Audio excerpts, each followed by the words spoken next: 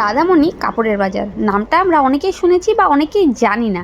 তো যারা রাধামণি কাপড়ের বাজার নাম শোনোনি বা জানো না, তো তাদের জন্য আজকের এই ভিডিওটা।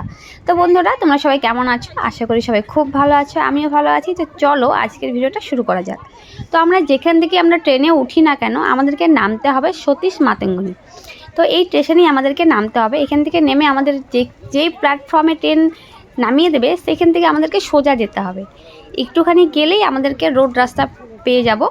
ওখান থেকে আমরা বাস আছে, টোটো আছে, অটো আছে, যে যেটা সুবিধা মনে করো সেখানে উঠে চলে যাবে রাধামণি কাপড়ের বাজারে। তাহলে চলো বন্ধুরা, সঙ্গে থাকো, দেখতে থাকো। তোমরা যদি এসে এখানে না বুঝতে পারো বা না চিনতে পারো, এই সবাই যাচ্ছে হেঁটে হেঁটে, তাদের পিছন পিছন গেলে কিন্তু হয়ে যাবে। কারণ এখানে যারা আসে তারা কিন্তু সেই কাপড়ের দোকানেই আসে, মানে কাপড় কিনতেই আসে।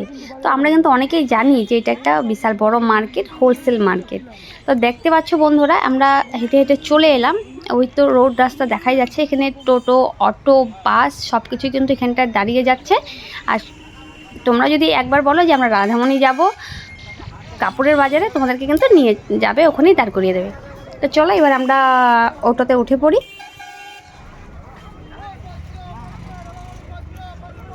এখানে এসে যে কাউকে বললেই হবে, তোমাকে কি সঠিক রাস্তা দেখিয়ে দেবে আর কি। টোটোওয়ালা কি অটোওয়ালা তোমাদেরকে সেখানে কিন্তু নিয়ে দাঁড় করিয়ে দেবে। তো দেখো এখানে বাসও চলে আসছে, প্রচণ্ড ভিড় হয়ে গেছে। আর আজকে যেহেতু হাটবার নয়, তো আমি এমনি একটা বারে যাচ্ছি। আর হাটবার হয় শনিবার ও বুধবার এই দুটো বারে কিন্তু হাটবার বসে, সেদিন কিন্তু প্রচুর ভিড় থাকে। তো দেখতে পাচ্ছ আমাদেরকে নিয়ে যাচ্ছে সেই কাপড়ের বাজারে। তো স্টেশন থেকে একটুখানি দূর আছে, টোটো ভাড়া কি বাস ভাড়া যেখানেই ওঠো না কেন তুমি, তোমার থেকে কিন্তু 10 টাকাই নেবে, তার বেশি কিন্তু নেবে না। তো বন্ধুরা, আমি গল্প করতে করতে চলে এলাম, অনেকটাই দেখো চলেই এসেছি। তো পুরোটা রাস্তা দেখাইনি তোমাদেরকে। তো এখন আমাদেরকে নামিয়ে দেবে, তারপর শুরু হবে কাপড়ের দোকানে ঢোকা, কাপড় দেখা। তো চলো বন্ধুরা, আমি নেমে গেছি। নেমেই প্রথমেই দেখতে পাচ্ছ কত কাপড়ের দোকান, ব্লাউজের দোকান, সায়া, তারপর যেটাই যাবতীয় যা লাগে না কেন তোমাদের এখান থেকে কিন্তু পেয়ে যাবে।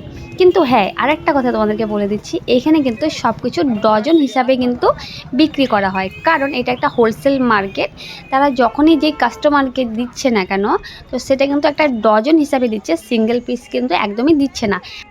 আর যদি সিঙ্গেল পিস দিয়ে থাকে, তবে তোমাদের পাশে যে দোকানগুলো থাকে কাপড়ে, সেই দোকানে যে দামটা নেয়, তো সেই দামটা কিন্তু এখান থেকে তোমাদেরকে নিতে হবে, সেই দামেই নিতে হবে। তারা কিন্তু কমে দেবে না, হয়তো 5-10 টাকা হয়তো কম নিতে পারে, কিন্তু তার চেয়ে কিন্তু কম নেবে না। তো বন্ধুরা, আমি বলবো যেখানে যদি তোমরা ডজন হিসাবে নিতে যাও, তো এই রাধামণি থেকে এসে নিতে পারো। কিন্তু এক পিস মানে সিঙ্গেল পিস যদি তোমরা নিতে আসো, তাহলে কিন্তু ভুল করবে। মানে এত দূর থেকে এসে পয়সা খরচ করে ওই এক পিসের জন্য নেওয়া যাওয়াটা কিন্তু একদমই মনে করি ঠিক না। তো বন্ধুরা দেখতে পাচ্ছ এখানে কিন্তু প্রচুর মানে কাপড়ের দোকান আছে। এগুলো যারা ব্যবসাদার, যারা অনেক অনেক মানে অনেক অনেক টাকার জিনিস নেয়, মাল নেবে, তো তাদের জন্য কিন্তু এই হোলসেল মার্কেটটা। তো আমি বলবো বন্ধুরা, এক পিসের জন্য এখানে না আসাই বেটার।